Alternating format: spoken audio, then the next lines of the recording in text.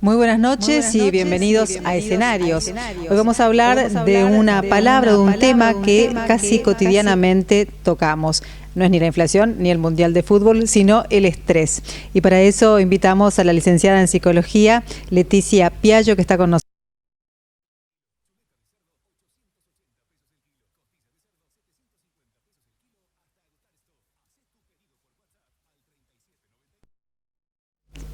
Para empezar, ¿qué es el estrés, no?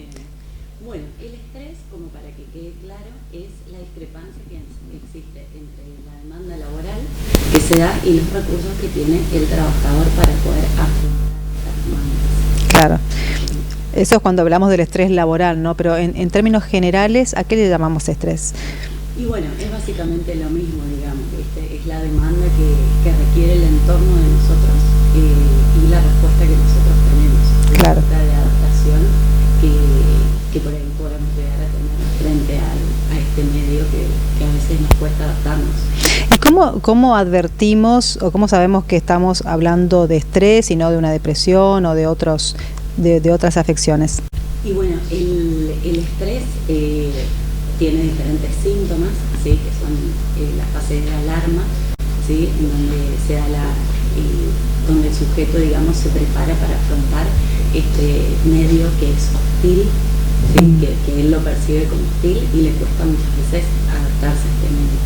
La segunda etapa, digamos, del estrés es la resistencia, o sea que muchas veces nos resistimos a crear, a enfrentar que por ahí tenemos estrés o que tenemos muchas preocupaciones.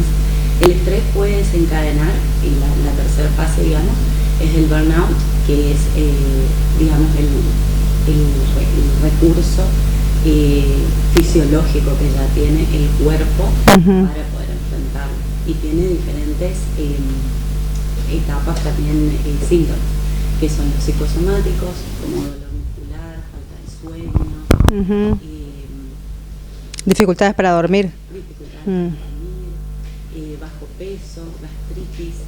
Después tenemos los conductuales, que son, por ejemplo, el ausentismo laboral, en este caso hablando de lo laboral, la falta de ganas de ir a trabajar, ¿sí? Muchas veces es justificado porque ya tienen algún síntoma psicosomático y muchas veces no, digamos, ¿no? O sea, el aislamiento afectivo, o sea, el sujeto se aísla de sus contactos.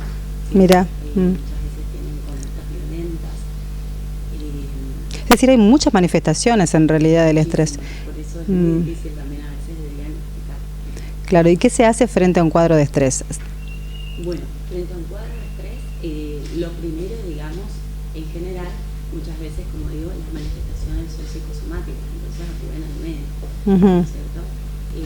En ese caso, el médico es quien determina si, por ejemplo, esas causas tienen un origen o no biológico. ¿No? Claro.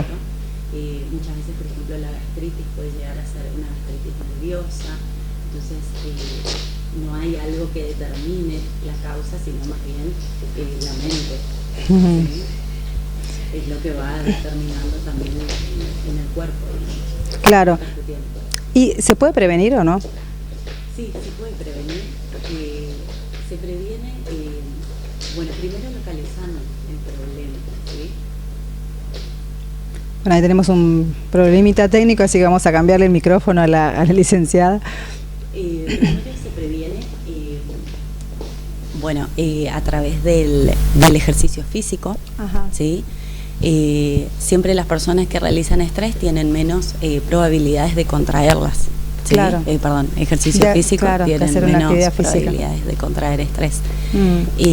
También otra de las formas de prevenirlo es, yo siempre digo, tratar de conseguir algo que nos haga bien, digamos, ¿no? Hacer alguna actividad que a nosotros nos guste, ¿no es cierto?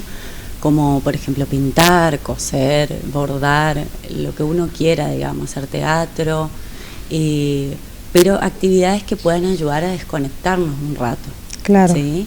Ya sea el que tiene hijos, que juegue con los hijos, que vaya a la plaza un rato, que tenga plantas, mascotas, que saque a pasear a las mascotas.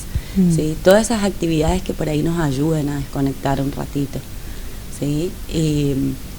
Y bueno, básicamente, por ejemplo, lo que es en el trabajo en sí, tomar descansos, no pasarse en las horas de trabajo. Bueno, eso por ahí a veces es difícil cuando cuando uno no maneja sus horarios, ¿no? Cuando no es independiente.